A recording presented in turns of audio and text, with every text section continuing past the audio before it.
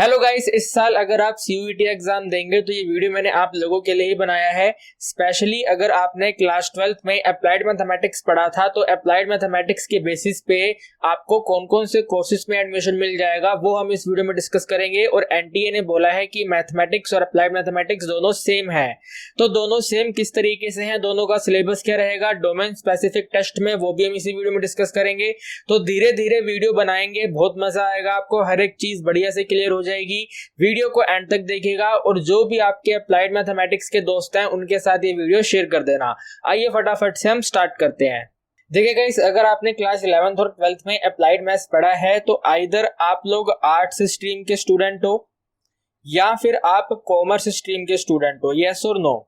आप लोग science stream के स्टूडेंट होकर के अप्लाइड मैथ्स नहीं पढ़ोगे, तो आइदर आप लोग आर्ट्स स्ट्रीम के स्टूडेंट हो और आप कॉमर्स स्ट्रीम के स्टूडेंट हो। बेसिकली जो बच्चे कॉमर्स के हैं तो वे लोग जब यूनिवर्सिटी में एडमिशन लेते हैं तो सबसे पहले तो सोचते हैं कि हम बीकॉम करेंगे। तो एक मैं आपको बीकॉम के बारे में हर एक चीज बता दूंगा। और ये लोग सोचते हैं कि सर हम बीकॉम ऑनर्स करेंगे, मैं इसके बारे में भी आपको बता दूंगा। और सोचते हैं कि सर हम ना क्या करेंगे, हम बीबीए करेंगे, तो इसके बारे में मैं आपको बता दूंगा। आप लोगों में से कुछ कहते हैं कि सर हम बीबीई करेंगे, तो इसके बारे में भी मैं आपको बता दूंगा कि आपका एडमिशन बीबीई में कैसे होगा। और एक सबसे कॉमन कोर्स जो कॉमर्स के स्टूडेंट करते हैं that is BMS, right, bachelor in management study. तो टोटली पांच कोर्सेज हमारे कॉमर्स के स्टूडेंट में पॉपुलर होते हैं। मैं इन्हीं कोर्सेज के बारे में आज बात करूंगा। अगर हम बात करें आर्ट्स स्टूडेंट की तो भाई आर्ट्स स्टूडेंट सबसे पहले तो करेगा सर हम बीए प्रोग्राम कर लेंगे, भाई सिंपल सी बात है, बीए प्रोग्राम नहीं करोगे तो आप इंग्लिश ऑनर्स कर लोगे, है ना। आर्ट्स के स्टूडेंट इंग्लिश ऑनर्स कर लेते हैं तो उनको बीए का ही डिग्री मिलता है, तो बीए इंग्लिश ऑनर्स, ठीक है। कुछ होते हैं कि सर हिंदी पढ़ लेंगे तो बीए हिंदी ऑनर्स के बारे में मैं आपको बता दूंगा, ठीक है।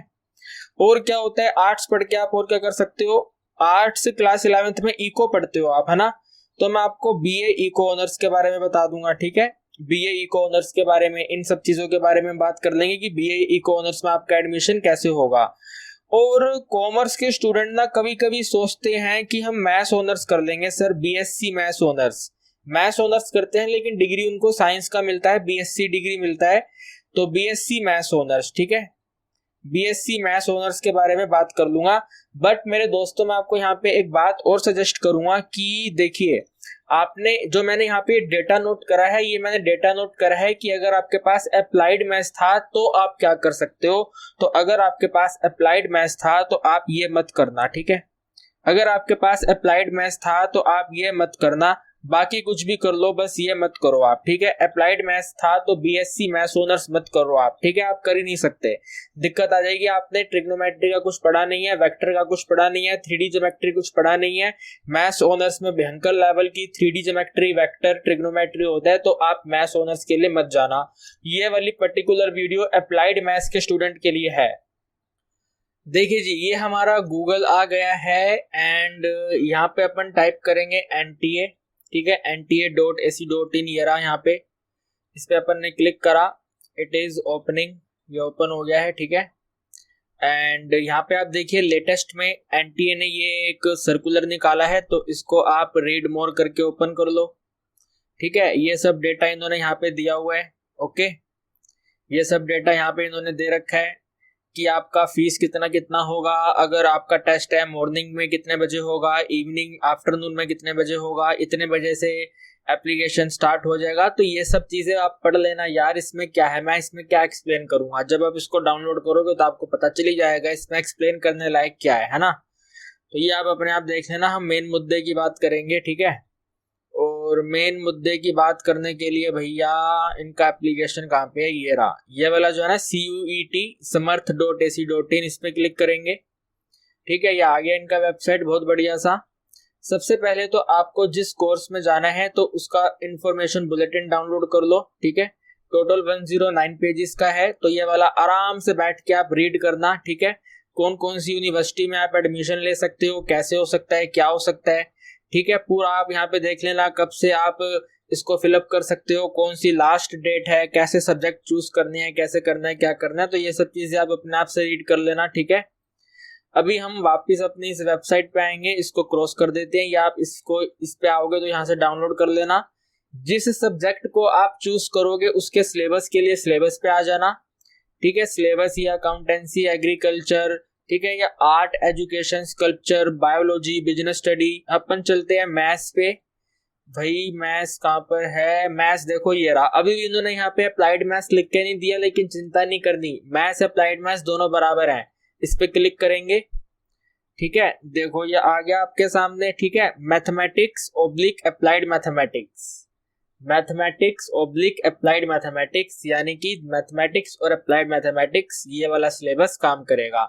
जिसने कोर मैथ्स पढ़ा है वो मैथमेटिक्स का सिलेबस देख लेगा, जिसने अप्लाइड मैथ्स पढ़ा है वो अप्लाइड मैथ्स का सिलेबस देख लेगा, अगर वो अपने डोमेन स्पेसिफिक में मैथमेटिक्स को सिलेक्ट कर रहा है तो इसके सिलेबस के बारे में बात हम बाद में करेंगे, ठीक है। अभी हम यहाँ पे चलते हैं यूनिवर्सिटी में, ठीक है। मैं अभी दिल्ली यूनिवर्सिटी के बारे में बात करूंगा, बाकी यूनिवर्सिटी के ऊपर भी आप क्लिक करके चेक कर लेना उनका ब्रोशर क्या कहता है, ठीक है। तो दिल्ली यूनिवर्सिटी कहाँ पर है भैया? दिल्ली यूनिवर्सिटी ये रही, इस पे क्लिक करेंगे, ठीक है। ये दिल्ली यूनिवर्सिटी आ गया है। दिल्ली यूनिवर्सिटी का ना इन्होंने यहाँ पे पूरा ये डेटा दिया हुआ है। मैं आपको सजेस्ट करता हूँ कि अगर आपको दिल्ली यूनिवर्सिटी में अप्लाई करना है तो यार आप इसमें मत जाओ, ठीक है। इस पे क्लिक मत करो, ठीक है, डोंट क्लिक ऑन इट। आप यहाँ पे व्यू यूनिवर्सिटी वेबसाइट पे जाओ, ठीक है। वेबसाइट पे आने के बाद यहाँ पे देखोगे क्लिक हेयर एडमिशन, इस पे क्लिक कर दो। और यहाँ पे क्लिक करने के बाद सबसे पहले ये यूजी एडमिशन है आप लोगों का, ठीक है। यूजी एडमिशन में आप देख सकते हैं एलिजिबिलिटी और सीट मैट्रिक्स, तो इस पे अपन यहाँ पे क्लिक करेंगे, ठीक है। ये देख सकते हैं आप, इन्होंने लिस्ट बता रखा है, लिस्ट ए में से ये सारे लैंग्वेज हो गए हैं, ठीक है। एक इन्होंने बता रखा है कि जो B1 लिस्ट है, दिल्ली यूनिवर्सिटी ने अपने एक अलग लिस्ट के अकॉर्डिंग सब्जेक्ट बना रखे हैं, तो एक ये B1 लिस्ट है और एक ये B2 लिस्ट है, ठीक है। अगर आपको दिल्ली यूनिवर्सिटी का भी ब्रोशर डाउनलोड करना है, पूरा बुलेटिन डाउनलोड करना है, तो आप यहाँ पे देख रहे हो ये रहा यहाँ पे अंडर ग्रेजुएट एडमिशन, इस पे क्लिक कर देना तो दिल्ली यूनिवर्सिटी का आपके पास इंफॉर्मेशन बुलेटिन आ जाएगा, ठीक है। देखो ये रहा पूरा, ठीक है जी। ये आप पूरा बढ़िया तरीके से नोट कर लेना, रीड कर लेना इसको, ठीक है। हम वापस आएंगे इसके ऊपर, इसको क्लोज कर देंगे, ठीक है। मेन मुद्दे की बात ये है कि दिल्ली यूनिवर्सिटी ने जो आपके सब्जेक्ट हैं वो B1 और B2, तो B1 क्या है, B2 क्या है, जब आप ब्रोशर को डाउनलोड करेंगे तो उनके कोर्सेज में लिखा होगा कि इसको सिलेक्ट करने के लिए आपको B1 में से कोई सब्जेक्ट लेना है, B2 में से सब्जेक्ट लेना है, या फिर A में से सब्जेक्ट लेना है, ठीक है। तो ये लिस्ट इज वेरी इंपॉर्टेंट, तो हम इसको अभी यहीं पे रखेंगे, ठीक है। एक काम करता हूं, मैं इसको कॉपी करके अलग पेज पे डाउनलोड ओपन कर लेता हूं, है ना, वो हमारे पास सेव रहेगा, ठीक है। हम इसको बाद में यूज करेंगे, ठीक है जी। समझ पा रहे हो बात को? इसको भी इधर कर लेते हैं, ठीक है। अब देखो आप यहाँ पे इनके कोर्सेज आ गए हैं, आर्ट्स के कोर्सेज, साइंस के कोर्सेज, कॉमर्स के कोर्सेज, मैनेजमेंट और बिजनेस एडमिनिस्ट्रेशन के कोर्सेज, ठीक है। तो सबसे पहले हम आर्ट्स पे चलते हैं, ठीक है। देखो आर्ट्स लेकर के क्या क्या कोर्सेज हो सकते हैं, सब कुछ यहाँ पे आ गया, ठीक है। तो मैंने आपको क्या बोला था, एक तो हम संस्कृत ऑनर्स की बात करेंगे, तो इस पे क्लिक करो आप, ठीक है। संस्कृत ऑनर्स पे क्लिक करके ये आपके पास आ गया। क्या कहते हैं, जिनको भी संस्कृत ऑनर्स पढ़ना है वो कैसे कैसे पढ़ सकता है, देखो जरा ध्यान से। कॉम्बिनेशन, पहला कॉम्बिनेशन कहता है, यानी कि जब आप अप्लाई करोगे तो क्या क्या सिलेक्ट करना है उसके बारे में बताया जा रहा है। तो any one language from list A, sir कौन सा लिस्ट ए, यहाँ पे वापस जाओ, ठीक है। यहाँ पे वापस जाओ और देखो ये रहा, ये जो लिस्ट ए है ना, ये वाला दिल्ली यूनिवर्सिटी का लिस्ट ए, CUCT का लिस्ट ए नहीं, दिल्ली यूनिवर्सिटी का लिस्ट ए। तो दिल्ली यूनिवर्सिटी का लिस्ट ए ये रहा। तो इनमें से आपको कोई सी भी एक लैंग्वेज लेनी है। अब आप आर्ट्स स्ट्रीम से पढ़े हो तो आइदर आप इंग्लिश ले लोगे और हिंदी ले लोगे, तो देखो ये रहा यहाँ पे इंग्लिश, ये रहा हिंदी, ये रहा, जो आपको लेना हो आपका मन करे ले लेना, ठीक है। इंग्लिश लैंग्वेज लेने के बाद संस्कृत आपको लेना है B1 लिस्ट में से। B1 लिस्ट कौन सा, नीचे जाओ देखो, ये वाला जो लिस्ट है ना, ये B1 लिस्ट जो है, यहाँ पे से आपको संस्कृत सिलेक्ट करना है। अगर आप संस्कृत ऑनर्स करना चाहते हैं तो आपको संस्कृत सब्जेक्ट सिलेक्ट करना है, और साथ में लिखा हुआ है any 2 subject out of 1 should be from B1, यानी कि संस्कृत लेने के साथ में आपको 2 और सब्जेक्ट लेने हैं। अब क्योंकि आपने आर्ट्स पढ़ा है तो आर्ट्स के साथ आप ये एक ज्योग्राफी ले सकते हो और एक आप ये हिस्ट्री ले सकते हो, है ना। लिखा ना एनी टू, कोई से भी 2 सब्जेक्ट ले लो अदर देन संस्कृत, संस्कृत को छोड़ करके कोई भी 2 सब्जेक्ट लो। तो आपने अपनी आर्ट्स में जो भी पढ़े हैं वो आप यहाँ पे ले लेना। कुछ होम साइंस पढ़ते हैं तो होम साइंस ले लेना, पोल साइंस पढ़ते हैं तो पोल साइंस ले लेना, जैसे आपका मन हो, जैसे आपने जो पढ़ा है वो आप इसमें से सिलेक्ट कर लेना, ठीक है। अब आगे देखो और भी लिखा हुआ है कॉम्बिनेशन। दूसरा कॉम्बिनेशन क्या कह रहा है, तो कह रहा है कि भाई लिस्ट ए में से लैंग्वेज ले लो, ठीक है, और संस्कृत ले लो लिस्ट ए में से। वापिस चलो यहाँ पे, इधर चलो, यहाँ पे लिस्ट ए में जाओ ऊपर। संस्कृत एक लैंग्वेज भी होता है, तो यहाँ पे देखो लिस्ट ए में संस्कृत लिखा हुआ है, ये देखो ये रहा, लैंग्वेज का टेस्ट होगा।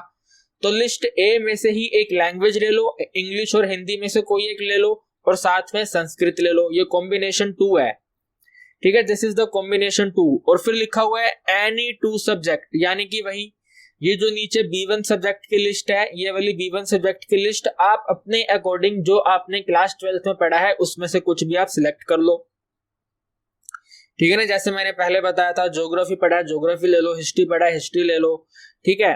अगर आपने पोल साइंस पढ़ा है तो पोल साइंस ले लो, जो आपने पढ़ा है वो आप यहां से ले लो, ठीक है। तो इसी तरह इन्होंने यहाँ पे कॉम्बिनेशन 3 बना रखा है। कॉम्बिनेशन 3 कहते हैं कि भाई लिस्ट ए में से संस्कृत ले लो। लिस्ट ए कौन सी, तो ऊपर वाली ये वाली लिस्ट, यहां से आप ये संस्कृत ले लो, ठीक है। लिस्ट ए में से संस्कृत ले लो और 3 सब्जेक्ट लेने हैं आपको B1 और B2 से मिलाकर के, जिनमें कंडीशन दे रखी है कि B1 लिस्ट में से कोई से भी 2 सब्जेक्ट लेने हैं। तो यार आपने क्लास 12th में जब आर्ट्स पढ़ा है तो आप इस B1 में से कोई भी 3 सब्जेक्ट और ले लो। कौन कौन से लोगे भैया, कौन कौन से लोगे? अगर आपने अप्लाइड मैथ्स पढ़ा है तो आप ये मैथमेटिक्स ले लो, अगर पढ़ा है तो ले लो, मजे मत लेना, पढ़ा है तो ले लो। ज्योग्राफी ले लो, हिस्ट्री ले लो, होम साइंस ले लो, पोल साइंस ले लो, जो आपको इजी लगता है वो आप ले लो, ठीक है। तो ये कॉम्बिनेशन 3 हो गया। इसी तरीके का कॉम्बिनेशन 4 है। कॉम्बिनेशन 4 क्या कहता है, एनी वन लैंग्वेज। अगर आपने संस्कृत नहीं पढ़ा, आपके पास क्लास 12th में संस्कृत नहीं था, उसके बाद भी आप संस्कृत ऑनर्स कर सकते हो। तो कैसे कर सकते हो वो लिखा हुआ है, लिस्ट ए में से कोई भी लैंग्वेज ले लो, कोई एक लैंग्वेज। तो आप यहाँ पे लिस्ट ए जाओगे, ये रहा लिस्ट ए, इंग्लिश और हिंदी में से कुछ भी आप ले सकते हो, ठीक है, इंग्लिश हिंदी में से कुछ भी ले सकते हो। Any 2 subject from list B, any 2 subject from list B. तो वही है, अगर आपने जो भी अपने आर्ट्स स्ट्रीम में पढ़ा है, अप्लाइड मैथ्स पढ़ा है वो ले लो, हिस्ट्री पढ़ा है हिस्ट्री ले लो, पोल साइंस पढ़ा है पोल साइंस ले लो, ठीक है, ज्योग्राफी पढ़ा है ज्योग्राफी ले लो, इकोनॉमिक्स पढ़ा है इकोनॉमिक्स ले लो, जो आपने पढ़ा है बढ़िया तरीके से वो आप यहां से ले लो। अब आगे और लिखा हुआ है, and any one other subject either from B1 और B2, यानी कि 2 सब्जेक्ट B1 लेने के बाद में एक और लेना है, ठीक है, एक और लेना है। और वो एक और कहां से लेना है, चाहे आप इस B2 से ले लो, चाहे आप इस B1 से ले लो। तो B2 में मैं देख पा रहा हूं कि ये फिजिकल एजुकेशन है, मैक्सिमम स्कूल में फिजिकल एजुकेशन होता है। तो जिसने फिजिकल एजुकेशन पढ़ा है, जिसको कॉन्फिडेंस है फिजिकल एजुकेशन का MCQ एग्जाम कर पाएगा, तो फिजिकल एजुकेशन ले ले। अगर आपने B2 में से कुछ भी नहीं पढ़ा हुआ तो B1 में से एक और ले लो। कुल मिलाकर के 3 सब्जेक्ट आपको लेने हैं। तो इस तरीके से ध्यान से बढ़िया तरीके से चीजों को रीड करना है, ठीक है। और ये नीचे इन्होंने दे रखा है कि भाई संस्कृत ऑनर्स कौन कौन से कॉलेज में अवेलेबल है। ये आपके सामने कॉलेज आ गए और इन कॉलेज की सीट्स भी आ गई हैं, ठीक है। जनरल कैटेगरी की सीट, SC कैटेगरी की सीट, ST की सीट, OBC की सीट, माइनॉरिटी की सीट, EWS की सीट। तो ये आपके सामने पूरा डेटा आया हुआ है। तो बढ़िया तरीके से रीड करने के बाद में अपन आगे बढ़ेंगे, ठीक है। जो अपने को सब्जेक्ट सिलेक्शन करना है बढ़िया तरीके से करेंगे, है ना। अब हम वापस चलते हैं BA संस्कृत ईरा, ठीक है गाइस। जैसे मैंने संस्कृत का बताया, इसी तरह से इंग्लिश का होगा, हिंदी का होगा, जिस तरीके से आपको करना है वो आप चेक कर लेना, ठीक है। एक यहाँ पे मैं आपको इकोनॉमिक्स का बताना चाहूंगा, इकोनॉमिक्स का थोड़ा, और ये मल्टीमीडिया का भी कर लेंगे, ठीक है ना। मास कम्युनिकेशन मल्टीमीडिया का भी देख लेते हैं। एक ये इकोनॉमिक्स का देख लेते हैं, ठीक है, इकोनॉमिक्स का और मल्टीमीडिया का, ठीक है। तो पहले मल्टीमीडिया आ गया है। मल्टीमीडिया क्या कहता है, देखो क्या कह रहा है, ध्यान से सुनो। आपको CUET में अपीयर होना पड़ेगा, ओके। CUET में अपीयर होने के बाद ये कंडीशन दिया हुआ है कि आपको लिस्ट ए में से कोई एक लैंग्वेज लेना है। तो लिस्ट ए कौन सा लिस्ट, भाई बार बार बता चुका हूँ, लिस्ट ए का मतलब है जो यूनिवर्सिटी ने, कहाँ गया भैया, अरे इतने सारे पेजेस ओपन है, लिस्ट ए देखो ये रहा, ये लिस्ट है, ये रहा लिस्ट ए में। इसे इंग्लिश और हिंदी में जो आपको अच्छा लगता है वो आप ले लोगे, इंग्लिश ले लोगे, ठीक है। इंग्लिश लेने के बाद में ये इंपॉर्टेंट है कि आपने ये सब्जेक्ट पढ़ा होना चाहिए। अगर आपने ये सब्जेक्ट नहीं पढ़ा तो आप मास कम्युनिकेशन का कोर्स बिल्कुल भी नहीं कर सकते। तो अगर आपने करा है तो आप ले लो, अगर नहीं करा है तो आप बिल्कुल भी ले नहीं सकते। ये वाला कोर्स में आप ऑप्ट भी नहीं कर सकते क्योंकि आपने ये वाला सब्जेक्ट नहीं पढ़ा हुआ। जिसने पढ़ा हुआ है वो ये ले सकता है। और साथ में आपका टेस्ट होगा सेक्शन 3 का। सेक्शन 3 याद है, सीयूईटी का सेक्शन 3 जनरल एबिलिटी का। संस्कृत ऑनर्स करना था तो वहां पे जनरल एबिलिटी का टेस्ट नहीं है, बट अगर आपको ये वाला कोर्स करना है तो जनरल एबिलिटी का टेस्ट देना पड़ेगा। तो जब आप एग्जाम फॉर्म भरोगे तो ये जनरल एबिलिटी का फॉर्म आप वहां पे भरना पड़ेगा, वहां पे आपको सिलेक्ट करना पड़ेगा, ठीक है। तो मास कम्युनिकेशन का ये रहा, और एक ही कॉलेज है मास कम्युनिकेशन का, ये रहा भैया इंद्रप्रस्थ कॉलेज फॉर वुमेन। इसके यहाँ पे सीट्स आप देख सकते हैं और वुमेन, ठीक है। तो अपने हिसाब से आप लोग चेक कर लेना, ओके। इसको क्लोज कर देते हैं और इको पे आ जाते हैं, ठीक है।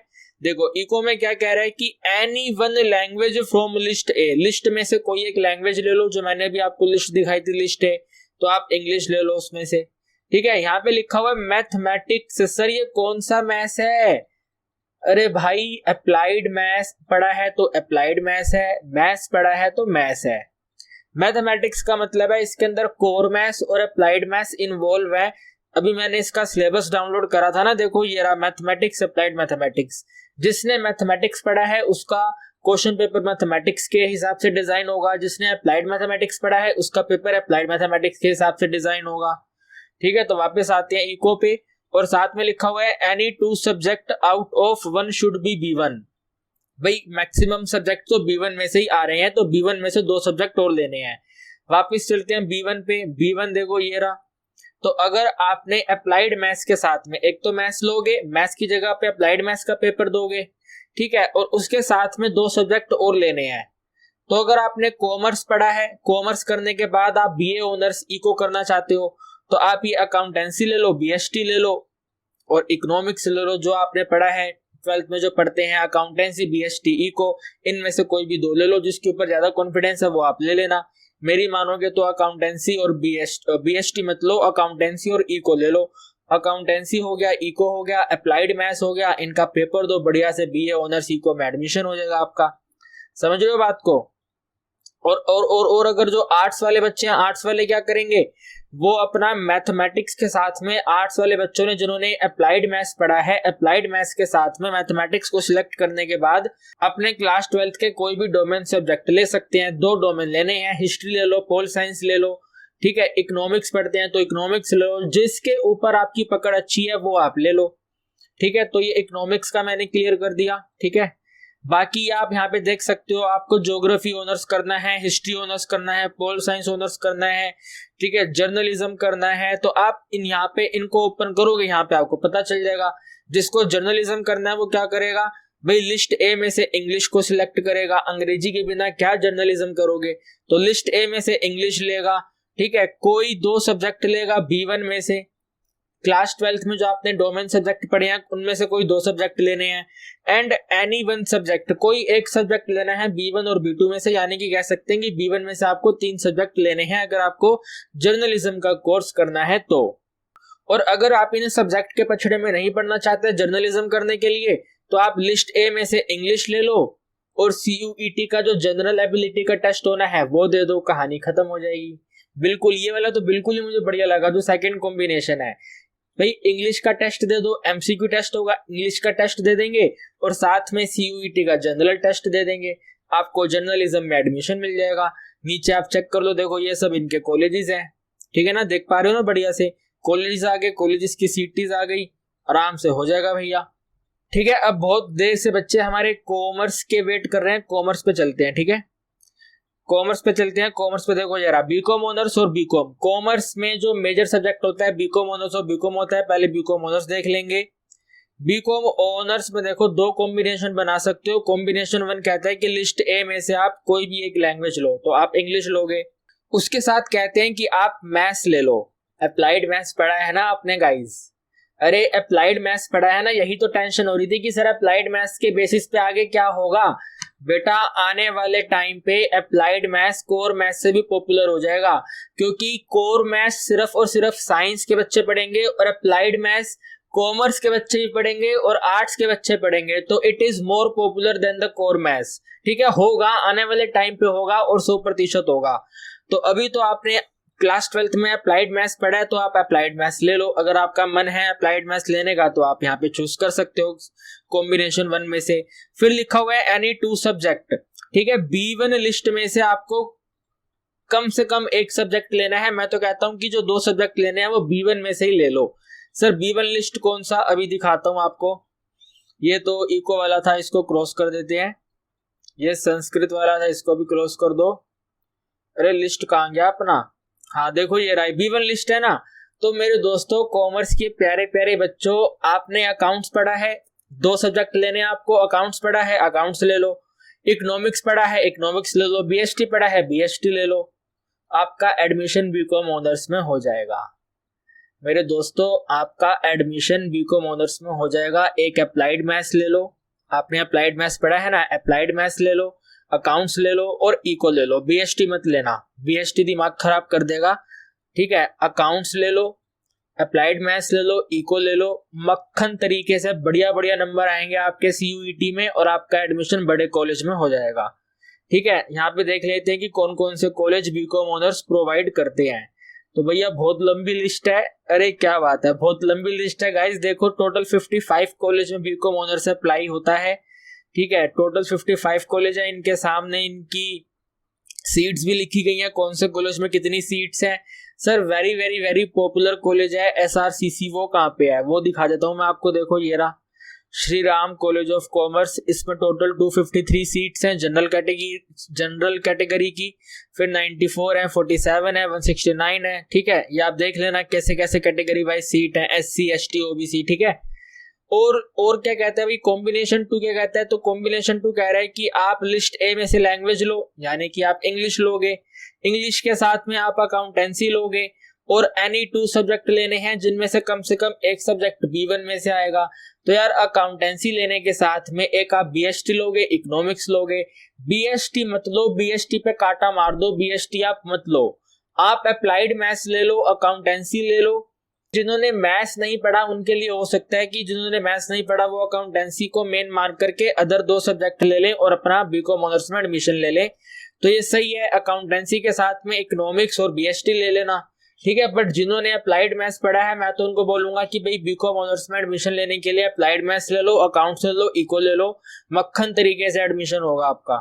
आइए अब देखते हैं एक बारी बीकॉम का। ठीक है, इसको नीचे लेके चलेंगे। बीकॉम के लिए क्या कह रहे हैं, तो कॉम्बिनेशन 1 बना सकते हो, लिस्ट A में से कोई लैंग्वेज लेना है और इसके बाद में 2 सब्जेक्ट लेने हैं B1 में से और B1 B2 में से कोई से भी, यानी कि टोटल 3 ही सब्जेक्ट लेने हैं यार। ठीक है, आपने टोटल 3 ही सब्जेक्ट लेने हैं, कोई दिक्कत परेशानी नहीं है। ओनली बीकॉम अगर आपको करना है, ऑनर्स की बात नहीं हो रही, अगर आपको बीकॉम करना है और आपने क्लास 12th में मैथ्स पढ़ा है, अप्लाइड मैथ्स पढ़ा है, तो यार अकाउंट्स ले लो, अप्लाइड मैथ्स ले लो, इकोनॉमिक्स ले लो, इंग्लिश ले लो, आपका एडमिशन हो जाएगा। सेकंड कॉम्बिनेशन कह रहे हैं कि यार आप एक तो इंग्लिश ले लो। ठीक है, लिस्ट A में से कोई लैंग्वेज लो, इंग्लिश लो, साथ में एक सब्जेक्ट ले लो B1 और B2 में से, यानी कि आपको अकाउंट्स बढ़िया से आता है अकाउंट्स ले लो, इको बढ़िया से आता है आप इको ले लो। ठीक है, जो आपको बढ़िया से आता है वो ले लो। और साथ में लिखा हुआ है कि भाई अगर आप ऐसा करते हो तो आपको CUET का जनरल एबिलिटी का टेस्ट देना पड़ेगा। तो कॉम्बिनेशन 2 मैं आपको सजेस्ट नहीं करूंगा। कॉम्बिनेशन 2 मेरे हिसाब से आर्ट्स के बच्चों के लिए है। अगर आर्ट्स के बच्चे क्लास 12th के बाद में बीकॉम करना चाहते हैं तो वो कॉम्बिनेशन 2 के थ्रू, या फिर साइंस के बच्चे अगर अकाउंट्स करना चाहते हैं, बीकॉम करना चाहते हैं, तो वो इस सेकंड कॉम्बिनेशन के थ्रू आपके बीकॉम में जा सकते हैं। ठीक है जी, इंग्लिश लेना पड़ेगा, आपने जो क्लास 12th में सब्जेक्ट पढ़ा है डोमेन में से कोई एक वो लेना पड़ेगा और CUET का सेक्शन 3 का जनरल टेस्ट देना पड़ेगा। ठीक है, एंड मैं आपको बताऊं यहाँ पे ना SRCC एप्लीकेबल नहीं है। ठीक है, आप यहाँ पे देख सकते हो। ठीक है, आप यहाँ पे चेक कर लो, जो बच्चे सिर्फ बीकॉम करते हैं, दोबारा सुनो मेरी बात, जो बच्चे सिर्फ बीकॉम करते हैं एसआरसीसी कॉलेज बीकॉम प्रोवाइड नहीं करता, बीकॉम ऑनर्स अप्लाइड करता है। तो अगर आपको एसआरसीसी में जाना है तो आपको बीकॉम ऑनर्स लेना पड़ेगा, यानी कि जो मैंने अभी पहले जस्ट इस वाले कोर्स से पहले जो डेटा आपको बताया है, आपको उस तरीके से सिलेक्शन करना पड़ेगा। और अगर आपको एसआरसीसी में नहीं जाना, आपको बीकॉम करना है, तो उनके कॉलेजेस ये वाले हैं, ठीक है। टोटल 44 कॉलेज हैं। पहले कितने थे? 55 कॉलेज थे जो बीकॉम ऑनर्स करवा रहे थे, और 44 कॉलेज जो बीकॉम करवाते, यानी कि टोटल 11 कॉलेज कम है। तो आप चेक कर लेना यहाँ पे बढ़िया से, ठीक है। कहीं ये ना हो आपने सोचा हो कि भाई बड़े बड़े कॉलेज में हम पढ़ेंगे और बाद में आपको पता चले अरे यार शिट, ये क्या हो गया, हमारा तो बड़े कॉलेज में नाम ही नहीं आ रहा, जिसमें आपका डिजायर था पढ़ने के लिए वहां पे तो आपका नाम ही नहीं आ रहा, क्योंकि आपने गलत सिलेक्ट कर लिया। तो बड़े बड़े कॉलेज सिर्फ ऑनर्स सब्जेक्ट अप्लाई करते हैं, प्रोग्राम सब्जेक्ट अप्लाई नहीं करते। तो बीकॉम आप चेक कर लेना यहाँ पे, ठीक है। कॉलेजेस में चेक कर लेना, ठीक है। बढ़िया से चेक करने के बाद में आप अप्लाई करना, ऐसे बिना देखे अप्लाई मत करना, ठीक है जी। अब वेरी वेरी वेरी इंपॉर्टेंट ये मैनेजमेंट वाला जो है, यहाँ पे देख लो, यहाँ पे टोटल 3 कोर्स हैं। पहले इसको चेक कर लेते हैं बीएमएस को।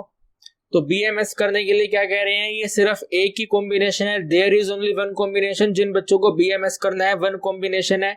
एक तो आपको इंग्लिश लेना पड़ेगा, इंग्लिश और हिंदी में से इंग्लिश लेना पड़ेगा। इंग्लिश लेने के बाद मैथ्स पढ़ना पड़ेगा। सर मैथ्स कौन सा? सर कौन सा मैथ्स? अभी तक तो कोर मैथ्स था। अरे आपने अप्लाइड मैथ्स पढ़ा है तो आपका टेस्ट अप्लाइड मैथ्स का होगा, सिंपल सी बात है। अभी मैं आपको सिलेबस दिखाऊंगा, आप समझ जाओगे, ठीक है। तो एक अप्लाइड मैथ्स ले लो, एक इंग्लिश ले लो और जनरल टेस्ट दे दो सेक्शन 3 का। You will get admitted in BMS course. और बीएमएस कोर्स के कॉलेज यहाँ पे देख सकते हो, ये रे भैया, ठीक है। बीएमएस कोर्स के ये सभी टोटल 9 कॉलेज हैं जो आपको बीएमएस करवाएंगे, ठीक है। बीएमएस का क्लियर हो गया। बीएमएस के बाद में एक ये देख लेते हैं बीबीए का। बहुत सारे बच्चे को डाउट था सर बीबीए कैसे करेंगे, तो देखो यार लिस्ट ए में से इंग्लिश ले लो, इंग्लिश सब्जेक्ट ले लो, एक मैथ्स लेना है तो अप्लाइड मैथ्स ले लो, ठीक है। अप्लाइड मैथ्स के साथ में जनरल टेस्ट दे दो, you will get admission in कौन सा कॉलेज, ये 2 कॉलेज आप यहाँ पे देख रहे हैं, शहीद सुखदेव और शहीद राजगुरु, ठीक है। बॉयज का एडमिशन तो शहीद सुखदेव में होगा, वो ऊपर वाला डब्ल्यू यानी कि वुमेन, तो वो वुमेन कॉलेज है, ठीक है। इनकी सीट्स आप देख सकते हैं 23, 45, ठीक है। तो ये 2 कॉलेज हैं जो बीबीए का कोर्स प्रोवाइड करवाते हैं, आप देख सकते हैं। आपको सीयूईटी देना पड़ेगा, अप्लाइड मैथ्स का देना पड़ेगा, इंग्लिश का देना पड़ेगा। तो यार गाइस आप मुझे बताओ अप्लाइड मैथ्स फायदेमंद है या नहीं है?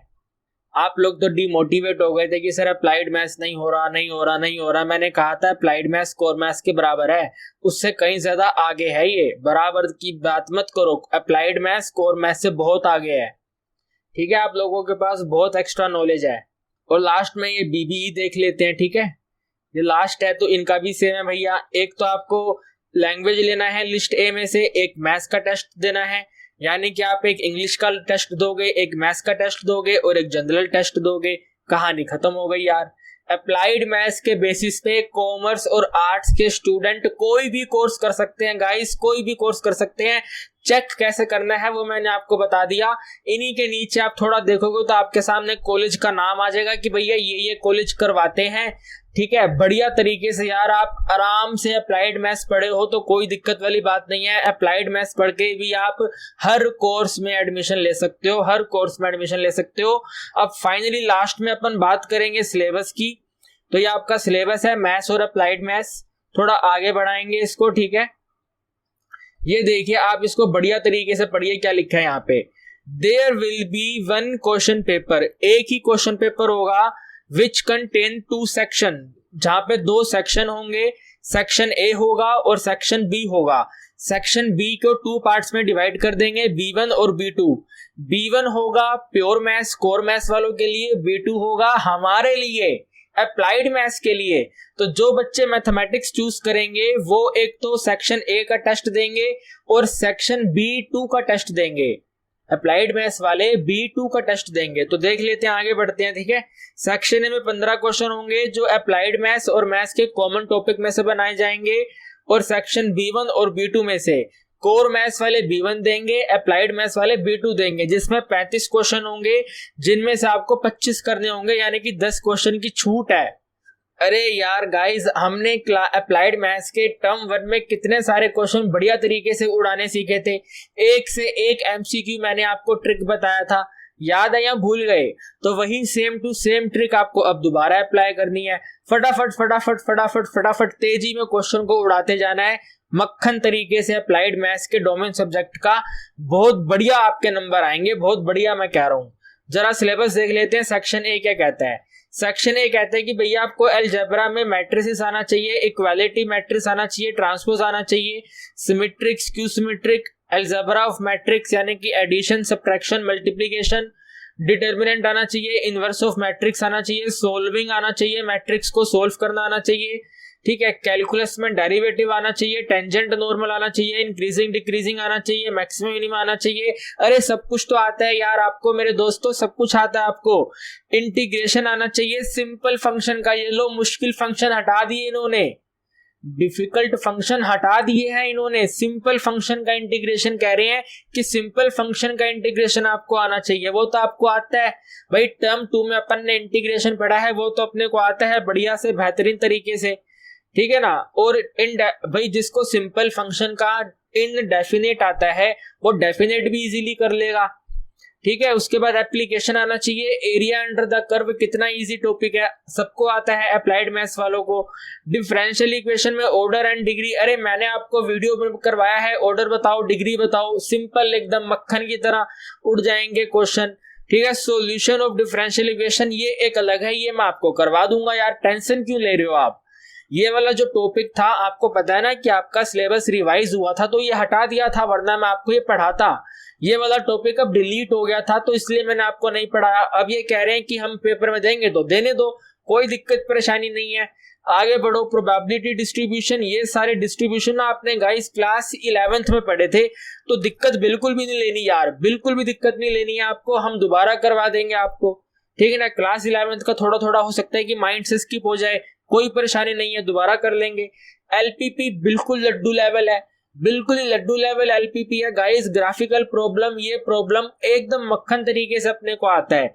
तो सेक्शन ए जो प्योर मैथ्स और कोर मैथ्स का, तो सेक्शन ए जो है अप्लाइड मैथ्स और प्योर मैथ्स का कॉमन है, वो तो बच्चों लेवल वाला है, ये सब कुछ अपन ने पढ़ा हुआ है। अब ये वाला जो B1 सेक्शन है ये वाला अप्लाई होगा कोर मैथ्स के लिए, तो हम इसको तो देखेंगे नहीं यार, ये कोर मैथ्स वाले बच्चे अपने आप देखते रहेंगे, ठीक है ना।